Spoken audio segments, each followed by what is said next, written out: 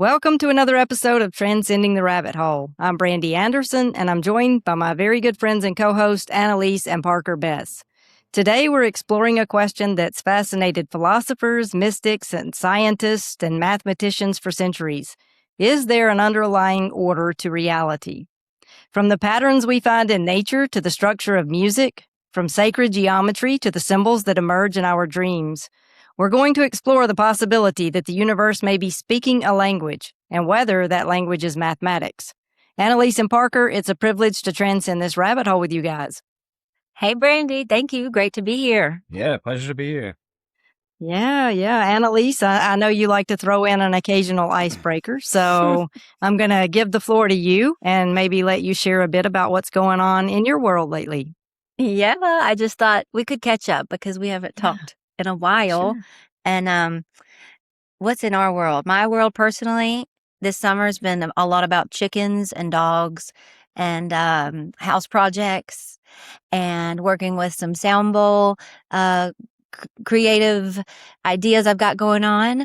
And what else? A little bit of summer fun. We did go to visit a college friend in Florida and had a big time there. But no, it's wrapping up now, and it's about school time, and so I'm kind of easing out of summer now. Kind of ready for it. What about y'all? Yeah, well, about the same as you. But yeah, just whole lot of everything during the summertime, especially with these kids. Just they keep you on your toes, that's for sure, with things to do. But yeah, a lot of projects and a lot of personal projects. I got like 3 things going on with myself, and then but yeah, it's just been busy, grinding, hot. It's been really hot. But it's been good. It's been good. How about you, Brandy?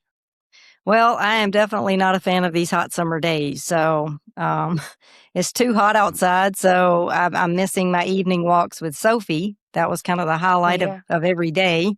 I miss going outside in general without bursting into flames. Like, it's just way entirely too hot here in the South. Yeah. So I'm staying inside a lot.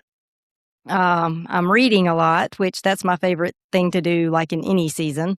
And I'm working through a stack of Jungian books right now. I'm reading Discovering Yourself Through the Tarot, a Jungian Guide to Archetypes and Personality by Rose Gwain, which is very insightful. So I highly recommend that one. And I have finally have a release date for my book, Transcending Church. I was just about to ask you When is it?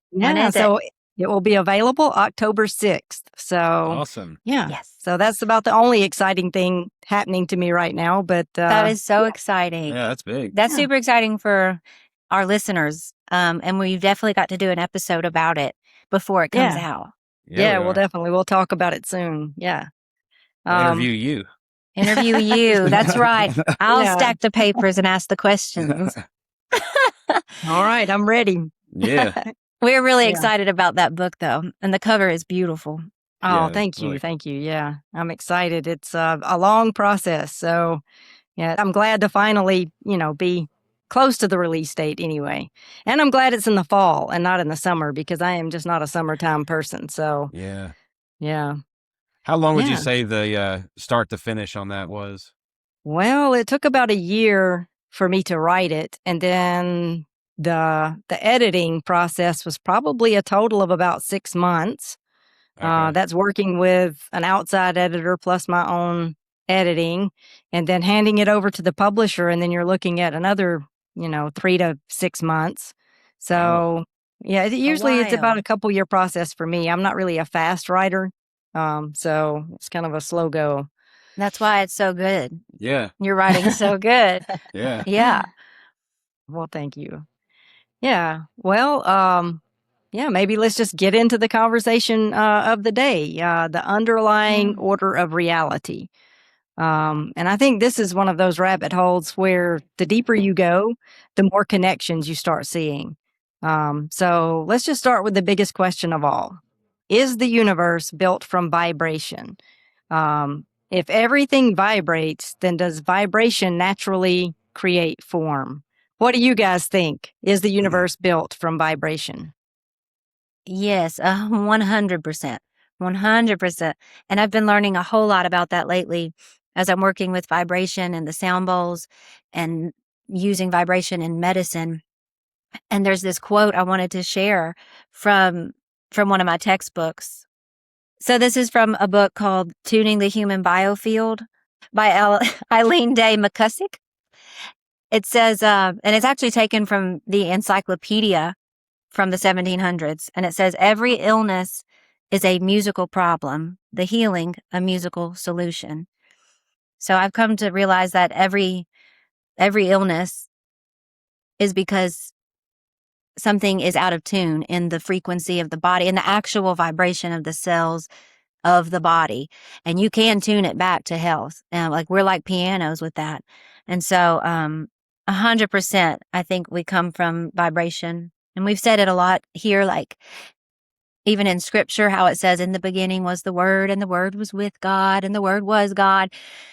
I take the word as vibration, sound. So I think we're all just ripples of the same sacred sound, rippling out into all kinds of form. Yeah. Yeah, I mean, I think the same thing. Like Annelise was saying about the religious context of in the beginning there was the Word. Well, it's not just Christian. It's there's many traditions. It's Egyptian, the Vedic, the Hebrew, the Greek, and other traditions.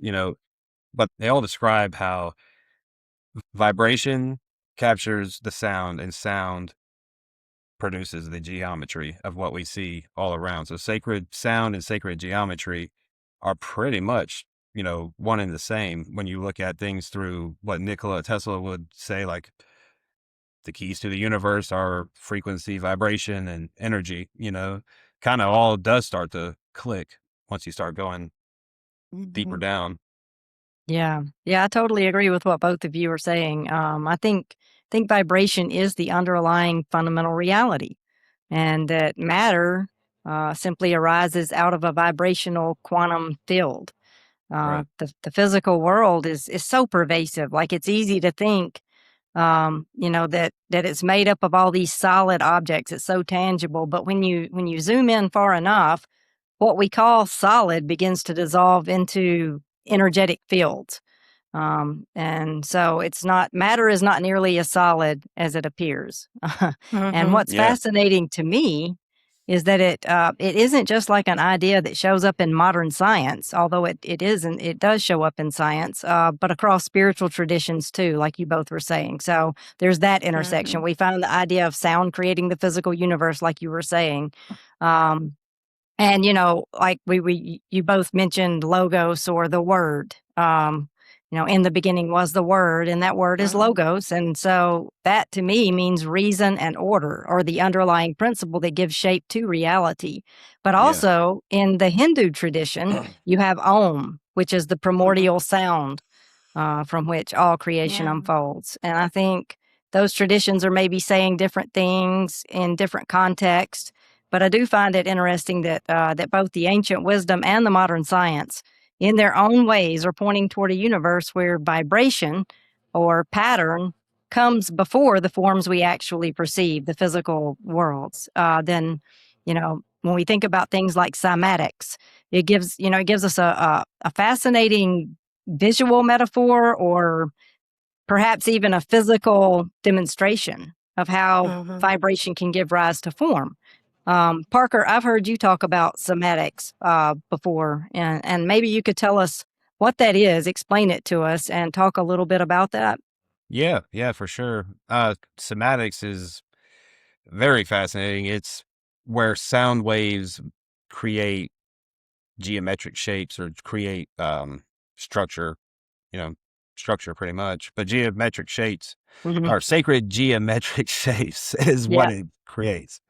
And it's really awesome because they have tests for this where you can put sand on a what do you call those, like It's like a metal plate. Yeah, like a vibrational sound disc plate or something. It's a special kind of plate where there's certain frequencies. Well, all the frequencies can be played through the plate, but it has to be like something real. You can't just buy it off of Amazon, you know? So it's like shooting the frequency from that plate to the sand where it's at. And it creates these awesome, beautiful shapes from just the frequency that's pumping into the sand underneath. There's no, you know, there's nothing trickery going on, but it's just that frequency is producing those geometric shapes that you can see in the sand.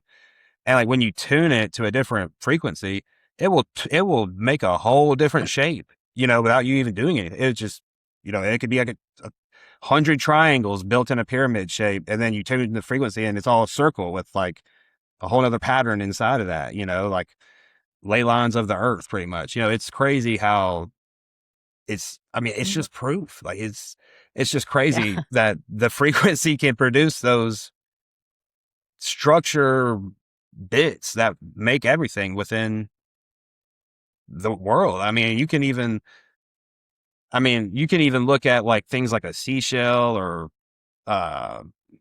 just a phi ratio or golden ratio or any of that stuff. And it repeats in so many different things, you know, so reality is built upon the geometric, sacred geometry.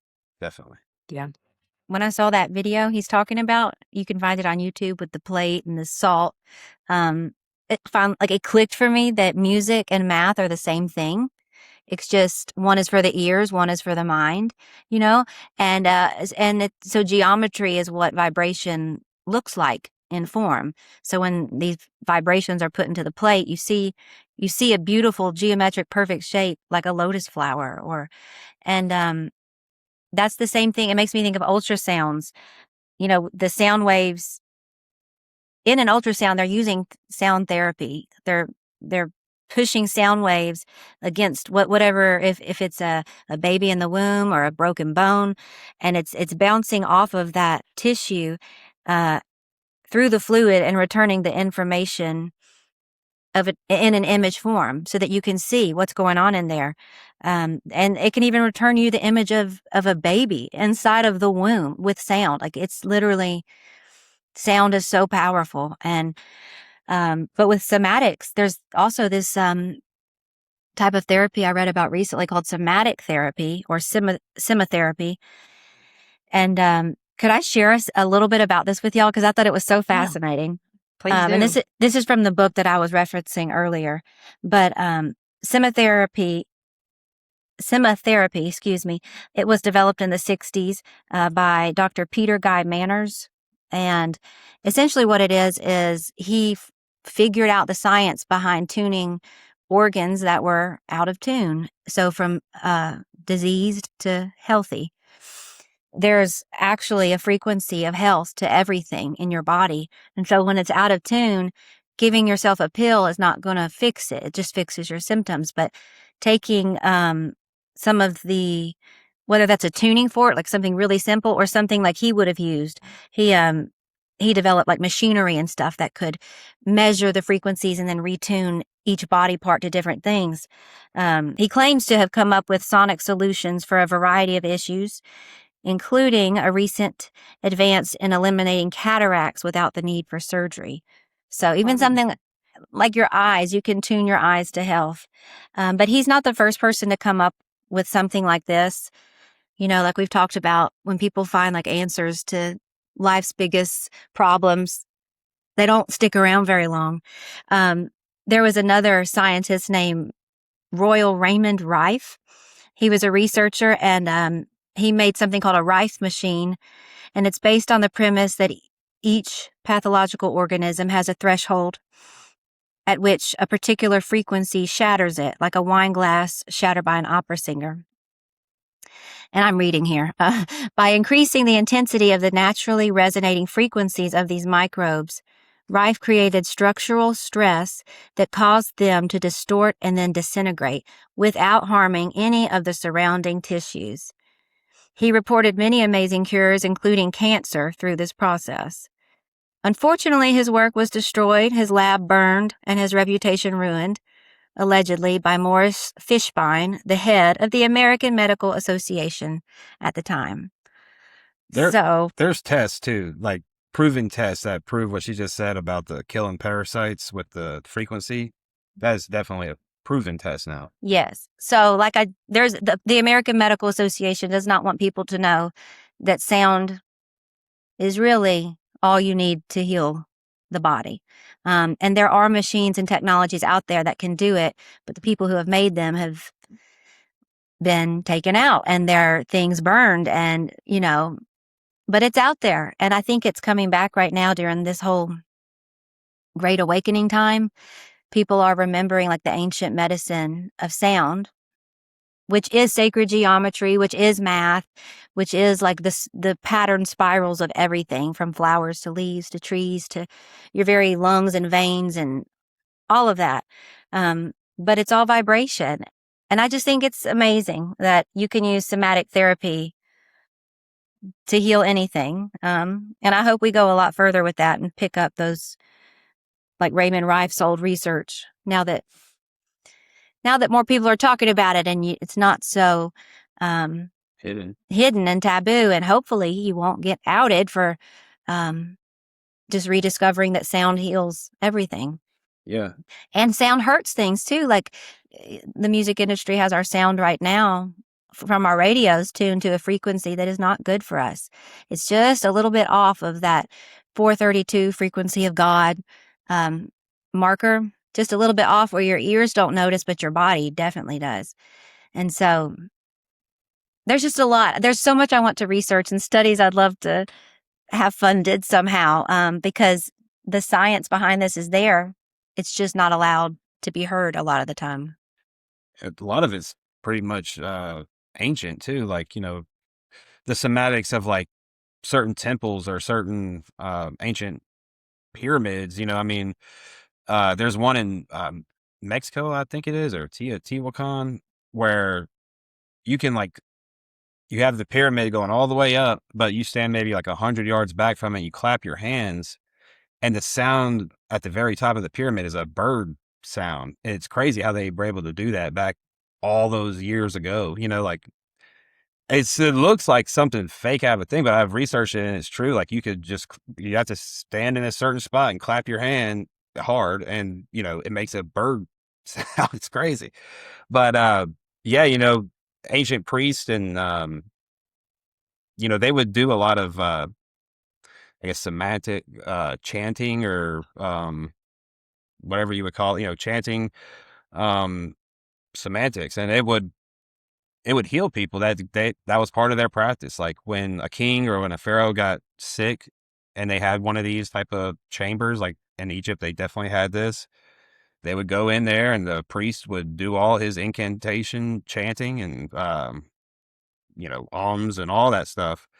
And it worked. I mean, that's why they kept doing it, and I find that pretty interesting myself, how they built these certain rooms inside these megalithic structures that were dedicated strictly to sound resonance, to healing, or to them it was just like medicine. It is to us, so it was nothing. It wasn't like anything big special, but to us it's like, wow, they put a sound room inside this gigantic, megalithic structure. It's to me it's mind-boggling, because I love that kind of stuff, but it's because to build that is like nearly impossible to do today. So for them to build that took a lot of thought and like a lot of like, we need this in here. This isn't like a storage room. It took a lot of things. And also with the pyramid, there are some theories of like how they built it, because clearly the blocks are too heavy for even cranes today to put into place, and much less all the way up to the top. So one of the theories is they levitated it with sound, and that would, even Stonehenge is the same theory with that. And that would make a lot of sense, because they have experiments. They've done experiments, very little bit of weight, but it proves like the sound really does like levitate these objects. So it's really something to think about, because that would be the only way that I could find that would make any sense of how they got built so perfectly and put into place so perfectly. Yeah. Yeah, I'm thinking about Dr. David Hawkins. I don't know if you guys have heard of him, but he wrote Power versus Force and Letting Go. But yeah, like he studied the frequency of emotion and how it affects our bodies and how like lower vibrations weaken our muscles. You had that test where you hold your arms out to the side and let somebody apply pressure. And he was like measuring the intensity as people would think like low vibrational thoughts, Yeah. things that made them sad or self-deprecating thoughts, their muscles were weaker. They had, less resistance to the pressure applied. So it was pretty fascinating, his work around that. And I think that, ancient people just really had a different worldview, or they were looking at things, they didn't see our bodies as separate from our minds.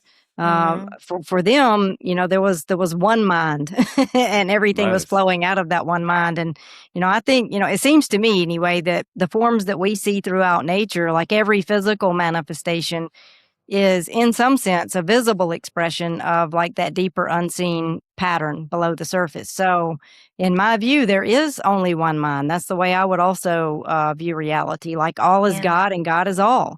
So it's not surprising to me that the same geometric patterns keep showing up throughout the natural world.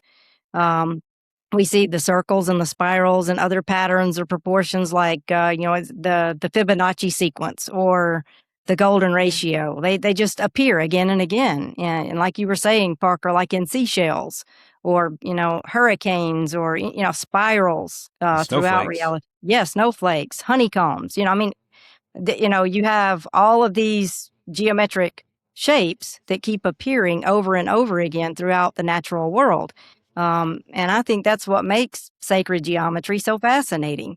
Yeah. Like, why would these patterns keep repeating? It's so pervasive. There has to be an underlying intention, I think. And when you see that underlying intention, then yeah, that would be getting to the root. If we have some sort of physical malady, then it would only make sense to go take it down to that underlying pattern below the surface, the unseen, the vibrational frequencies, and treat from there rather than, like you were saying, Annelise, rather than treating a symptom. Yeah, Yeah. absolutely. And it has me kind of like mystical thinking that we're not really different from everything you just said. Like we are just one more pattern, I think, that the universe is learning to recognize itself through. We are becoming in that patterned way too, very unique, just to ourselves. I think it's cool too that sound doesn't simply like move matter, but it changes it, it persuades it. So what you're listening to will literally create your body the way it is, the cells, the way they vibrate. It will be impacted tremendously. What you're eating, the frequency of that is going to impact your vibration and therefore your physical body tremendously. But especially what you think, like if you can get the collective thinking negatively, you're controlling the light of God just so easily, because people cannot be overcome unless they believe that they are overcome. They can't get trapped in the darkness and the negativity unless they believe it. So I think, the world we live in right now does a good job of what I call frequency wars and just getting people to they tune people down. They tune people down through the music. They tune people down through the poison in the food, through the lights, through the fluorescent lights, through the education system, through the, 9-to-5 job system. They tune people down through what you watch, through the movies, through the 5G towers being put up everywhere. They tune people down through our cell phones. Our cell phones are killing us, and nobody cares because we're so addicted to them. But they are like these frequency wars are serious, and I believe it's how interdimensional beings and other other planetary systems, how they really do warfare is through frequency. They don't need guns and bombs. They use frequency. That's just so much more direct. If you can tune the frequency of a human, you can capture their light essence and use it to your advantage. So it really is all about tuning yourself back to just freedom, being free from the whole world's bondages, and being really mindful about what you eat, what you listen to, what you watch. like all that stuff. Be careful, little eyes, what you see. It really does matter. Not just because your Sunday school teacher said it, but because it will tune you down and make you sick and make you a part of this, just the downfall within the frequency war. But I don't believe that's where it's going. I think people are one by one overcoming the war within themselves and slowly, going to overcome the lower dimensional beings that keep us tuned down. But the full circle statement I'm trying to say is, vibration is the key to tuning yourself, tuning others, tuning your mind, your emotions. And we really are limitless when we know the rules of the game and how to tune ourselves and how to protect ourselves from being pulled down by others and their energetic issues. And that's really hard because a lot of people go to school or work 9 to 5s or are always around somebody. And that's so toxic. That's so toxic to like be around everyone's energy like that. So yeah, I'll quit babbling. But one more thing I did want to mention, the Dr. Emoto Rice experiment where he talks to water. You can find that on YouTube. And we've mentioned it here before. But we did that experiment here in our home with our kids. It works and it's amazing. You get 3 jars of rice, same water, and every day you speak love to one, hate to another, and then you ignore the third one. And watch what happens after a month to each jar. The frequencies that you speak over them or neglect to speak over them change their physical composition tremendously in different ways. So that's a really cool thing you can do at home just to like prove to yourself, does vibration really impact matter? Like, do my words really matter? They absolutely do. Yeah. Yeah, you said exactly what I was about to say. But there's 2 more experiments you could do as well as with hers, rice experiment with the water in itself. You could do what she said, talk over it, but then you freeze it. And then when you look under it with a microscope, you can see the molecular differences in the 3 different glasses. One looks like a snowflake that was talked over beautifully. One looks like a big muddy puddled water, that was spoken over harshly. And the other one's like just molds growing, It's crazy. It really is crazy. Like it's amazing. It changes the molecular structure from your frequency of words that you say. And then it's like, think of what you think. How much do you think negatively about yourself? You're feeding a lower, and it's not woo-woo like frequency. It's genuine, measured science. If you want to go that deeply, you can, but it's real. And I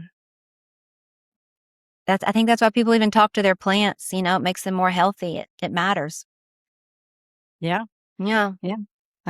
Something that was coming to mind when you were speaking is that authenticity is the highest frequency there is. And so, like you're saying, frequency wars isn't really woo-woo. It's just shadow work, right? It's what, psychologically would be referred to as individuation or shadow work. It's about making the unconscious conscious because it's when we are unconscious of those patterns that are running the show that, that we're operating at those lower frequencies. We're not operating authentically. We're not, our true self is not expressed fully, right? So it's dampened by all of that conditioning that we actually get for the first 7 years of our lives. So it's one of those things that we've just been programmed with, and we have to consciously make the decision to make the unconscious conscious. I'm thinking about, like the Jungian idea of the psyche, it has that organizing center, which would be called the capital S self. And so, something that's interesting to me is that, if it's left to itself, the psyche isn't random either. Like we notice, it has an innate tendency toward wholeness. And that's what individuation really is. It's not about forcing ourselves to become whole. Is something within us that's drawing us toward greater integration. Like all of life is designed to awaken us. I mean, we can resist it. We have free will enough that we can resist it. But eventually, all of that resistance will collapse in on itself. And I think, it's not just true of the individual psyche, but of reality itself. I believe there is one mind expressing itself through all of us. And what we call individuation is simply the way that that one mind comes to know itself through countless individual lives. And I think the individual psyche is just a microcosm of that one mind. So if we see, the psyche naturally moving toward wholeness, it's just a reflection of the source of everything. So in other words, I would say all of reality is moving toward wholeness, which is really, really good news, I think, because everything is just, all of these recurring patterns have a tendency toward order and harmony, right? When you see it in the somatics or whatever, the visual expression of it in the snowflake. So maybe we can relax a little and allow ourselves to be shaped by this intrinsic organizing principle. Like maybe we don't have to work so hard to become whole. Maybe it's not something we do, but something done unto us if we could only just let go and allow life to move through us. Yeah, absolutely. We were just talking about that the other night, I think, about how we think the same thing, just letting life just work through us, and it's like that's the point. Yeah. Like your purpose is to unfold. It's not to do one certain thing or, be one certain occupation. Your purpose is to literally just be alive and experience and unfold and recognize the pattern within yourself that ties you back to that one mind pattern, like you were saying. To awaken in this form. That's the whole point. Yeah, the apple tree's not straining to produce apples. So, if we could just relax into the divine flow, the fruit would just produce itself, really. Yeah. And I used to wonder, okay, but how do you do that? How do you just unfold? Like, how do I just unfold? And I had to learn really like the very hard, and I'm still learning, the hard way that the way you do that is by not controlling anything or setting any boundaries for where you're going to go, what you're going to do, who you're going to be with, how much money you're going to make, anything, but literally just saying like, here I am, universe, here I am, God, use me, live through me. And if you truly let go, it's insane. It's amazing. It's divine. And you fall into that pattern that everything in nature has fallen into. But as soon as I try to control it and start meddling with the details, I fall out of the pattern and it's hard again. So I'm just passing that along to anybody else who needs some guidance. Like, how do you just let your life unfold? Like literally, I think just wake up every day and be alive and see where it takes you. Yeah. Yeah. Let go. That's something that my grandmother has said repeatedly. I asked in so many different, I know I've said this before, but I asked, how do you become enlightened? How do you individuate? How do you become whole? How do you find inner peace? And every time without fail, the answer was let go. Yeah. I mean, it's so counterintuitive though. We want it to be something more complicated than it really is. Yeah. A formula and a mantra to say and a baptism and a religion to believe. That's what we want. A ticket. Yeah. If I do this, this, and this in this exact order in these steps, then this will happen. And that's just not how reality works. Well, it's like when we were talking with Johnny Barnett last episode about how your natal or your star chart, it shows the map of your pattern unfolding. Like down to a T, like this is where you're going to experience challenges and what areas, and here's where your passions are probably going to be. Here's what so that's cool. Like a cool connection to the pattern thing is we have a blueprint in the stars called a natal chart that shows us kind of, I think, our pattern, as the planets are moving and things. So it's just all so beautifully connected. Yeah. Absolutely. And that, I'm thinking you mentioned astrology and the mathematical component behind that also. So I'm thinking, if sacred geometry is really just pointing toward those recurring mathematical relationships in nature, then, I guess that brings up a deeper question. Like, where does mathematics come from in the first place? Like, did mathematics invent reality, or does reality discover mathematics? That is the question. Well, Pythagoras and myself, we kind of, he believed that the universe discovered mathematics, how mathematics are basically just the building blocks of the universe, and it was discovered. It wasn't invented to fit the universe. And that's what Pythagoras saw. And that's kind of like what I think too. I just, everything is a mathematical equation. I mean, music is liquid math. Geometry is solid math. It's all math. So I like that. yeah. I hated math, like hated math growing up. Tears every afternoon doing homework over math. So I had a very toxic relationship with math that I have not given up. Like I hated it. And now when our son brings home math homework, it gives me anxiety. And so when I discovered that the thing I love, like music, is the exact same thing as math, just like he said, like liquid form for your ears, I was blown away. I was like, but I hate math. How could this be? And then I realized like I'm a sound processor. So my gifting is hearing math. I can hear the math.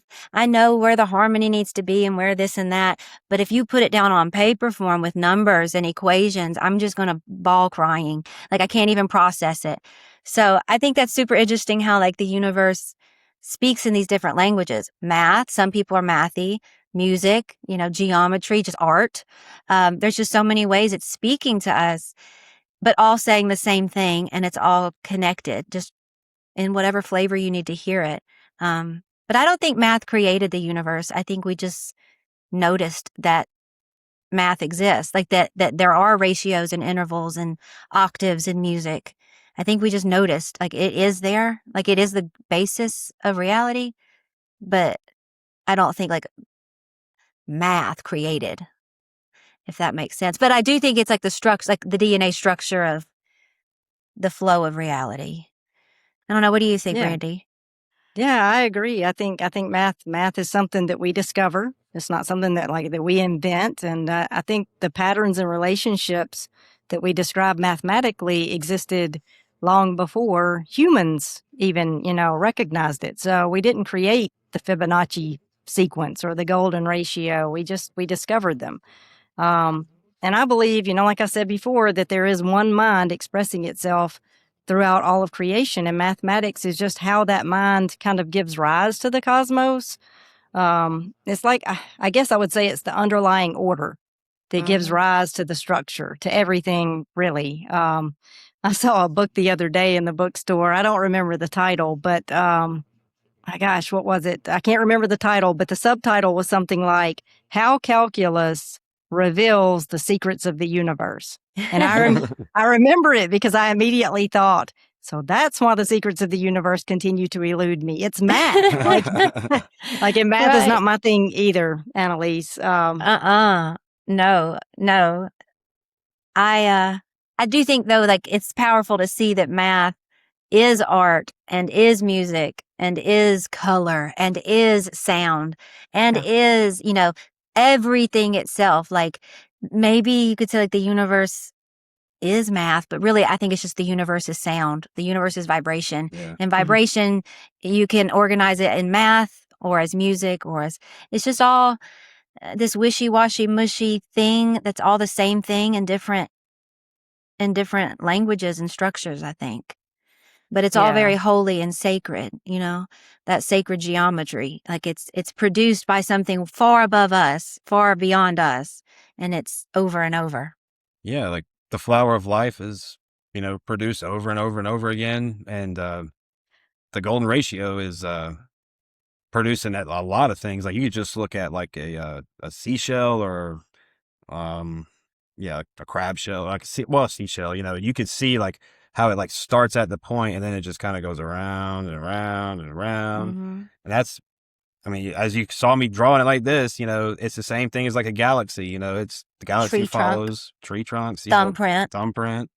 Yeah. It all follows the golden ratio, to a mathematic T, like not a roundabout number, so that to me proves that like mathematics are the base for it. The mathematics are what any entity or person or whatever can read reality as, I would imagine, because that's how you measure anything. That's how we discovered it. Like we may have different names for it, but the same equations exist outside of here. I mean, it would have to, We'll probably be bending time and space with mathematics and sound eventually.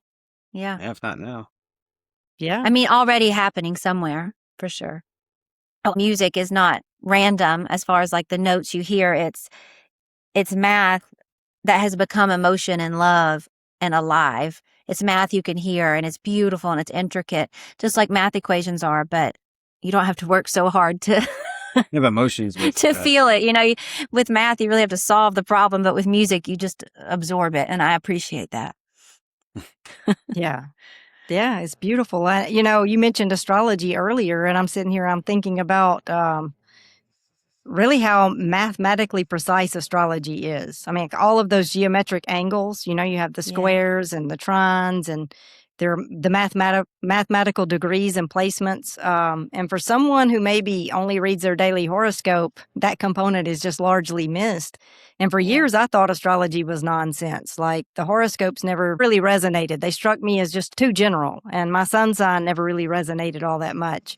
But when I started learning astrology and realized that the sun sign is just one tiny sliver of a really complex natal chart, I began to see how strikingly precise astrology really is. It's truly uncanny. Yeah. And I'm also thankful that there are apps and online tools for casting charts, because the intensity of the math would do me in. Like manually casting a chart would be the third circle of hell for someone like me. But but anyway, I think how the blueprint of our incarnation is mathematically based. When you think about it like that, and I think about like statistics and probabilities. A lot of uncertainty could be eliminated just using math. I think a lot of what we think of as random is really just our limited knowledge. Yeah. Oh, Well, yeah. I feel like humanity, and I don't mean this in an insulting way, but we're not the smartest on the galaxy's totem pole at all. We just haven't tapped in yet. I think our hearts are like our intuition, our light of God is like top notch, you know, strong spirited, but our understanding of how the universe works, we're ignorant right now. And I hope that changes soon. But it's yeah. those frequency wars, keep everybody kind of ignorant to how like anything actually works. And then nobody can help themselves. I Yeah. just want to say this. I kind of missed this for the segment spot that I probably needed to be in, but Earth in itself is a living being. And everything that's consciousness, everything that's alive has a field around it. And with the Earth being alive, it has a field around it. And the field around it is like a sacred geometric field that's around the Earth. And when that happens, the Earth has these ley lines that come out across the Earth. Like, as you can imagine, from the top North Pole, and then you spread lines out covering all the Earth down to the South Pole. And then you take the line to go all the way across, like horizontally, all the way across. So it's a big grid. And where those points intersect at are ley lines. And that's what ancient people, and that's what people are really starting to find out today. Like the Earth has these certain ley lines, or acupuncture, if you want to think of it like a human body, like these spots where energy is so profound, like that's why they built these megalithic structures on these ley lines, is because of all of the frequency and vibration and energy that come from those spots is harnessed within those structures.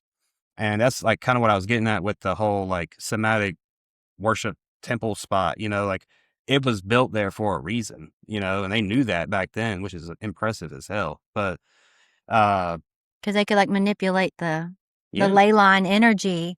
they knew ether, they knew all that stuff, if that's how they were to build on the Earth. I mean, it really is amazing. Like if you were to flatten out the whole entire ley lines, the Great Pyramid is right in the center of the Earth structure if it was flattened out, which is amazing, but I know, I just had to get that in there because that was so important. The Earth is alive, so it has energy points on it where the vibration is like magnified tremendously.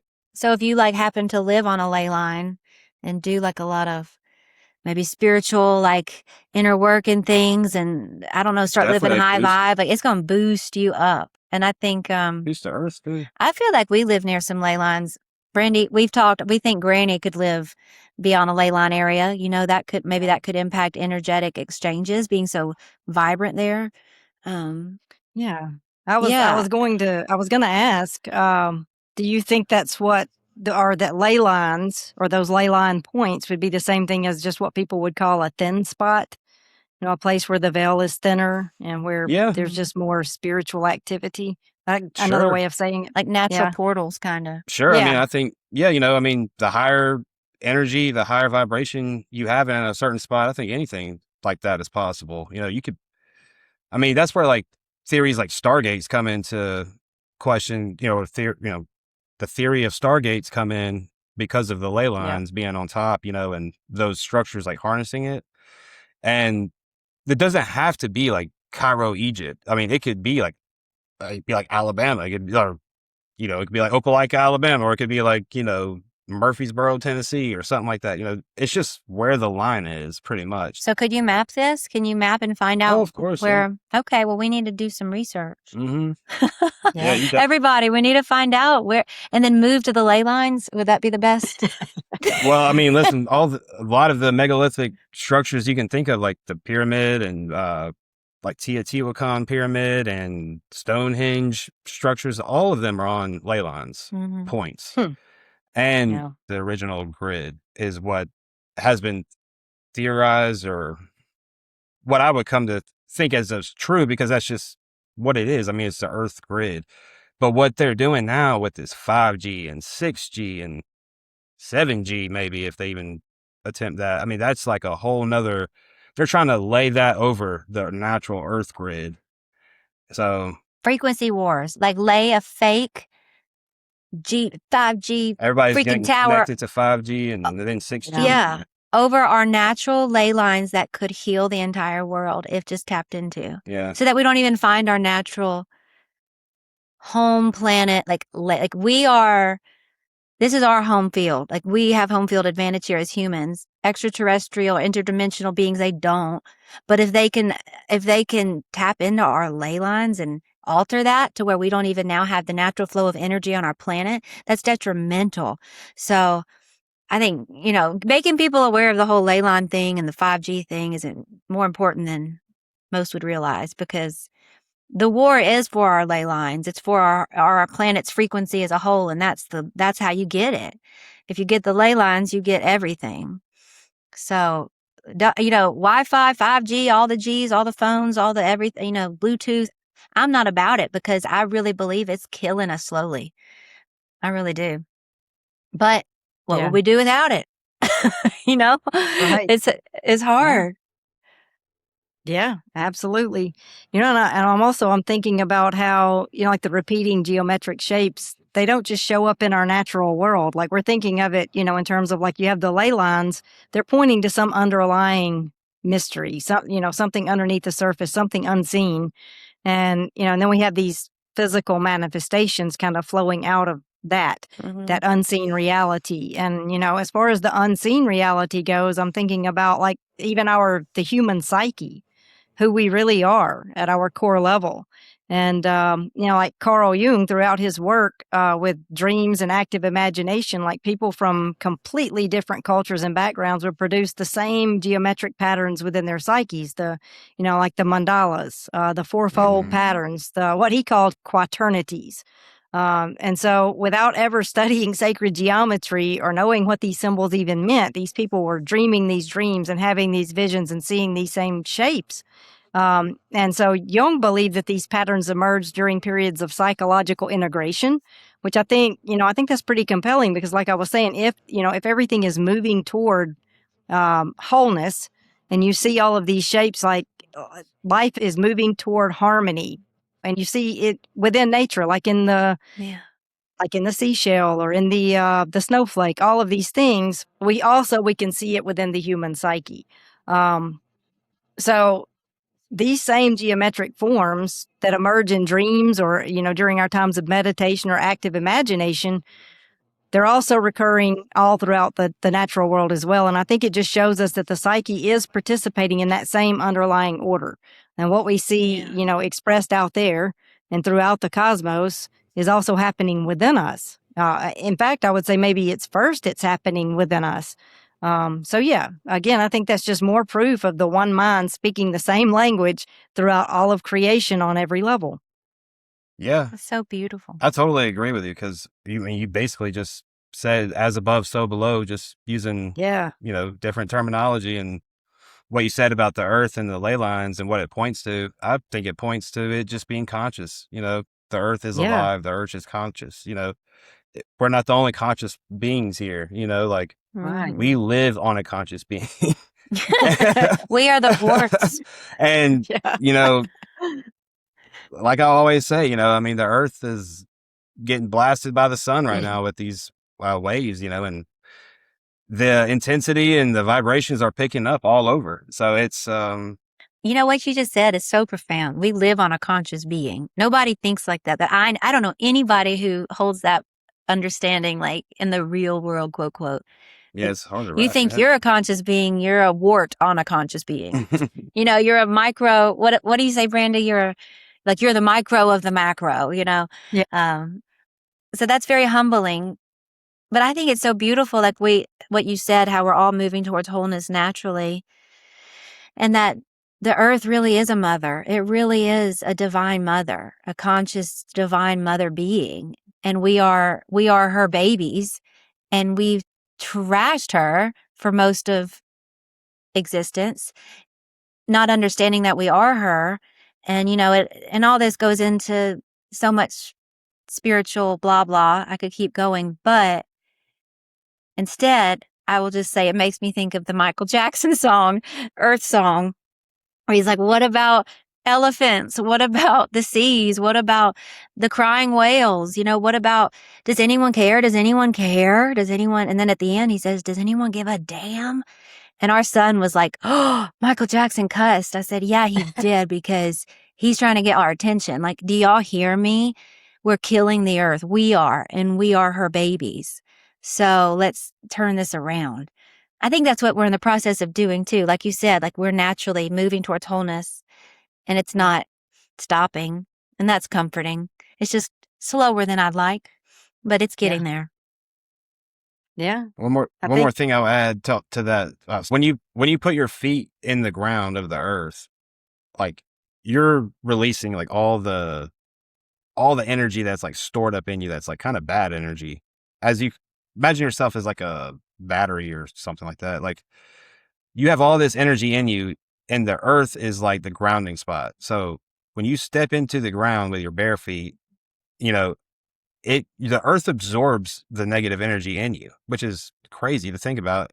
Even a tree, could touch a tree, and even like the negative vibrations, the negative energy coming from you is absorbed through the tree.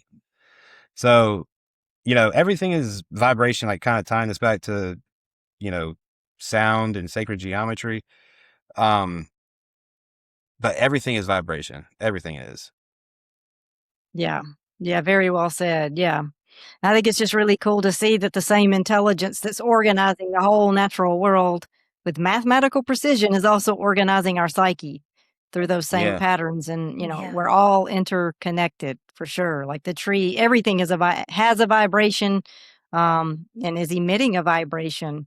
So, and we notice that too. I mean, you notice it on some level, even whether you're consciously aware of it or not. Like if you come into the presence of someone who's perpetually negative, you can feel that energetic shift. And same thing if you're with some people, it's like they energize you. They give you life. You leave feeling better and more, more mental clarity. And then other people, it's like an energy suck to be around. So yeah. I like what Ram Dass says about that. Like the best thing you can do for someone else is just be a place where they can come up for air. Yeah. You don't need to do anything else. Just be a frequency holder where they can come up for a breath, and you don't drain them, That's, I love that. I wish more people could do that, like you don't have to take from everybody every time you're in an interaction. Like just be there. Just be where they can come up for air. Yeah, for sure. Just hold space for others. That's truly, it's such a, we our opinions and our beliefs and our thoughts, we're perpetually just kind of projecting that out there onto the other. It can be difficult to just hold space for the full Mhm. expression of whoever someone is, in our presence. And so that really is the task, Yeah. to be able to do that and to do it well. Not many people do it well. We've talked about mathematics in nature, and we talked about like mathematics in the psyche. And Annelise, you mentioned music a few times. And I'm thinking about the mathematics of sound itself. Like music is Yeah. built on mathematical relationships.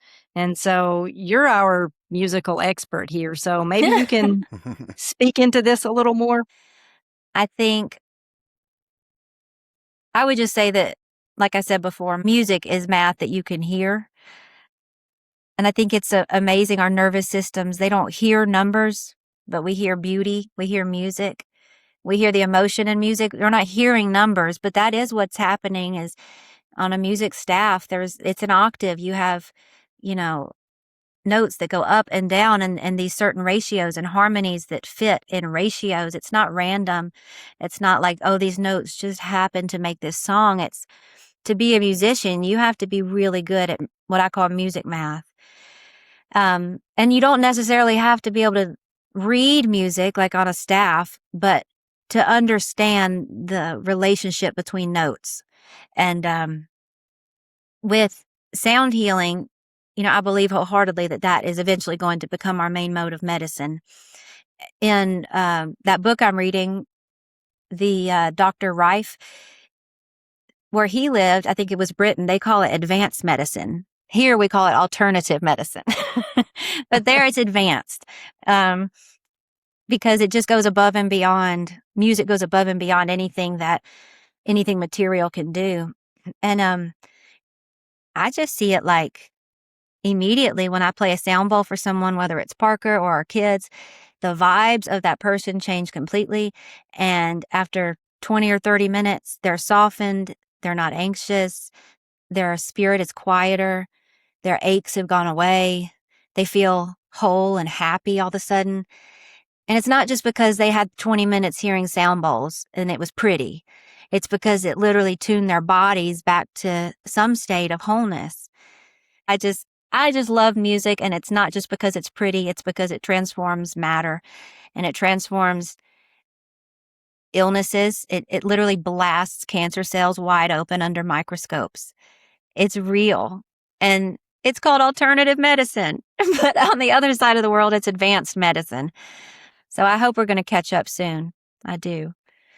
But I don't know. I mean, I know y'all say like I'm some music expert. I don't feel that way. Y'all are great music fans. I mean, I know you enjoy music as well. And y'all and everybody listening, when you hear a song and it moves you, it does something to you. And then there's songs that do nothing for you. So some music's alive and some is just dead. And a lot of what's on the radio, our modern music, I believe, is just dead. It's just dead man walking. Like, it's just dead. I love the oldies, Beatles, classic country. But I really love Chantra Seba and sound healers and hand pan drum players and listening to that sacred sound without all the lyrics, because lyrics hold frequency too. And I don't always need to be flooding my system with the lyrics that come with the songs I love necessarily, But usually I try to pick only high frequency stuff to listen to, meaning positive lyrics or makes you feel good, doesn't make you sad, doesn't make you wallow in your sorrows. But I'll hand it off to y'all, just music. How do you see music in this whole story? Well, two things I'll add, I guess, to what you were saying is, first thing, you were saying that lyrics hold meaning. Mm-hmm. Our son, he's like me, like, we don't really listen to the lyrics of songs. We listen to the beat, I guess. And I don't know. It's just how maybe an ADHD person listens to music. I don't know. They don't hear the words. They don't hear the words. But anyways, he's telling Annelise, like, listen to this song. I like this song. And I heard the song. I didn't hear any words in the song, to be honest, like I just said. But he's telling Annelise, and Annelise is listening to the song, and she's like, this song, you can't listen to this song. And he's like, why? I'm like, why? And he's like, Annelise is like, this song is talking about how you're soul would be trapped in hell and all this, It all this it like was a demon uh-huh. stuff. It was from that Oh, movie wow. It was from K-pop. K-pop Demon Hunters Yeah, and Oh, that's like a popular movie that's out now. And for children. And it's about frequency wars and how sound destroys the planet or heals the planet through demon singer, a boy band demon singer group, and then a girl band like high frequency singer. And they're not saying that that's what it's about, but that's what it's about. And he was singing with one of the evil boy band songs. And it was like, you are my idol. I will be obsessed. I will be chained to you my whole life. Get in my head. Like change my, like dark lyrics in this Yeah. children's show. And the whole premise is these are supposed to be demon singers that are like infiltrating kids' brains. yeah, it's like the girls are supposed to be hunting down these demon hunters, but the demon boys or whatever are still like singing the movie. So they're saying these lyrics that Yeah. my son is like, this is a cool song. And, And it's not, unless you're like listening and paying attention, like I wouldn't have, I didn't notice, so that's just, he didn't. It's crazy though. That show, it's the biggest thing right now, like with people with young children. And I've tried to watch it and it's cute and it's got great music, but it does what it says in this show. Like it's Yeah, that- real yeah. catchy, dark lyrics from the quote, quote, demon boy band. And then the girls sing more of the, I'm golden, I'm chosen, I'm protected, I'm walking on a cloud in love. Like they sing the good stuff and they're trying to save the world from the bad frequencies. And then our son wants to sing the demon boys songs. And all the kids in Walmart, I hear them playing it. And it's just like, what are they doing to our children? Like literally right in front of their faces saying, hey, you live in a frequency war planet. Here's a bunch of catchy songs, all about it. So, yeah, yeah, exactly. it's Yeah. something.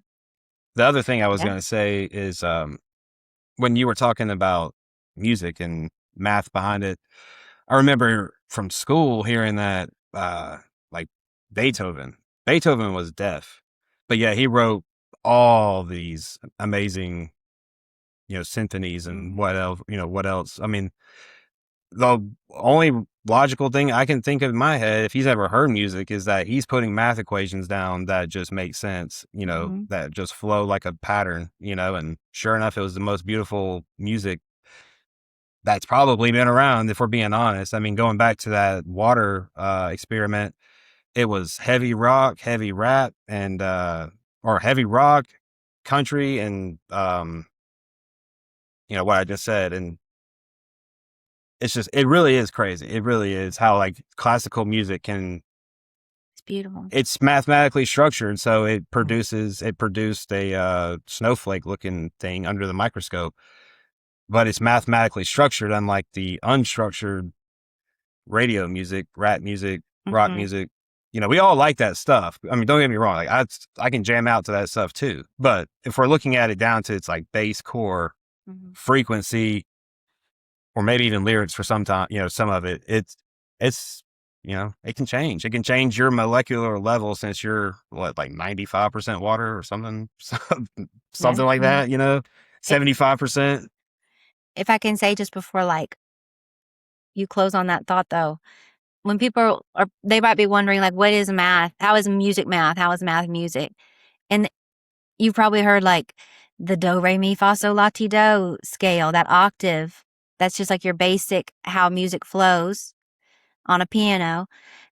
So you could use those letter names, those do, re, mi, fa, sol, la, ti, do, or you could use 1, 2, 3, 4, 5, 6, 7, 8, or 1, 5, 1, 1, 5, 1. You could do intervals. That's math. That's jumping up a number line. And so when you write it out on a musical staff, that's how it's math.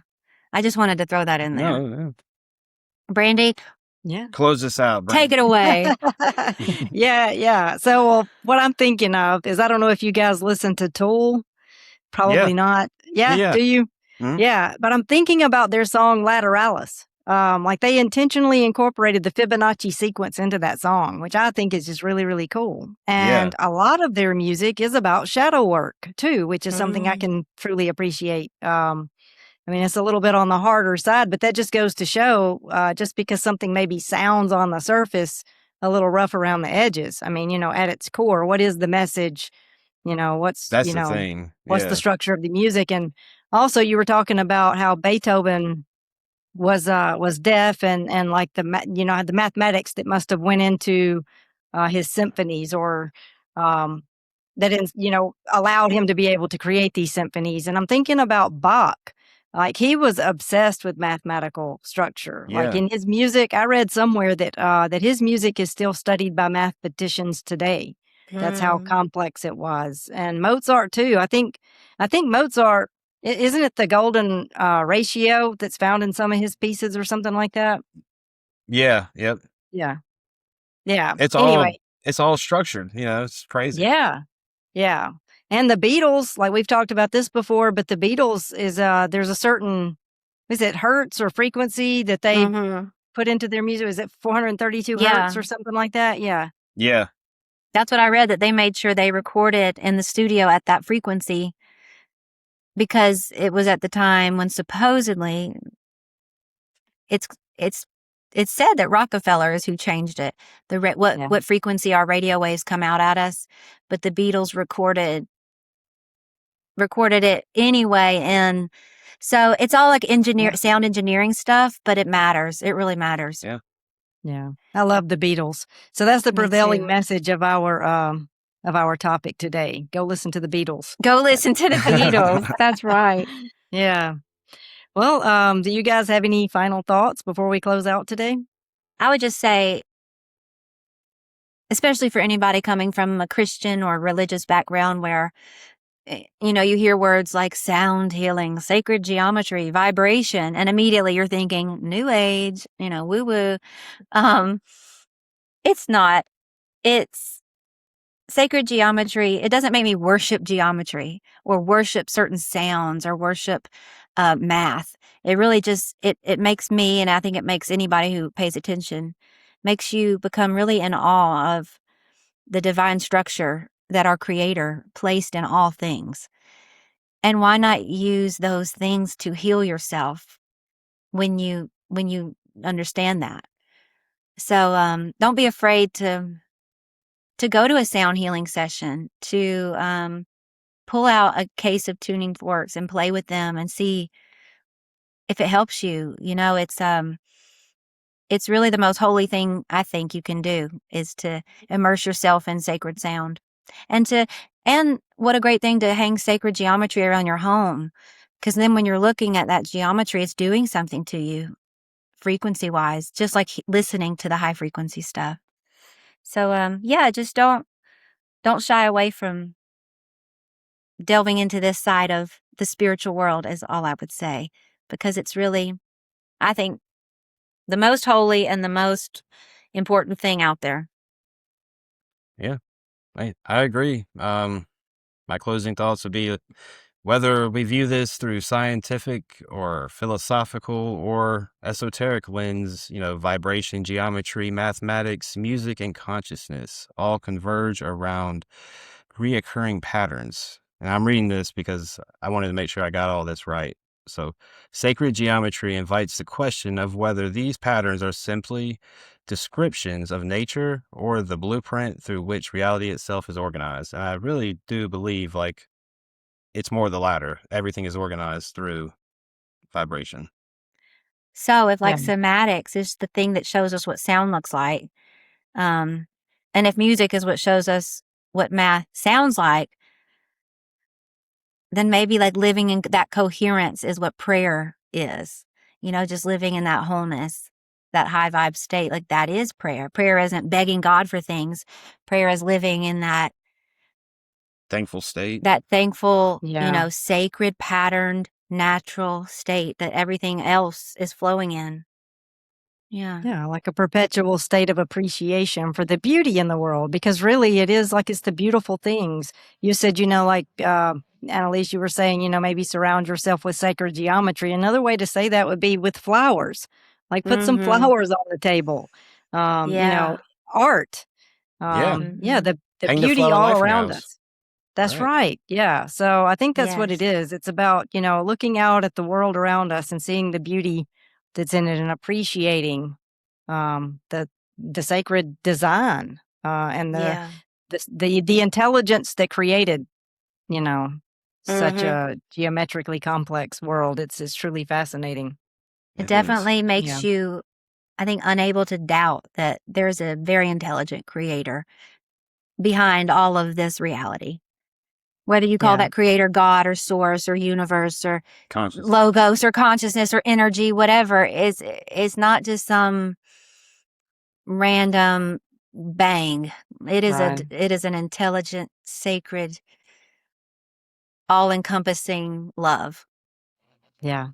I love that. And I would add, because of what you just said, as we flow in any other direction except love, we're going against the grain of reality, which is why evil is ultimately unsustainable. I know we've said this Mhm. before, but I mean, if everything is flowing toward harmony and beauty, then to flow against that grain, is to fly in the face of reality itself. It just ultimately it can't prosper. Mhm. So So be yeah, yourself, right? Like the highest vibration is authenticity. that's right. And if you're flowing, like becoming just who you're naturally meant to be, following your joy, then you're in the flow, then you're doing it. So just be yourself. That's crazy to me that it's that simple. Be yourself and love. Yeah. Yep. Yeah. It's simple but not easy. Yeah. Mm, Well, that's right. thank you all for transcending this rabbit hole with us. As always, cosmic blessings and peace.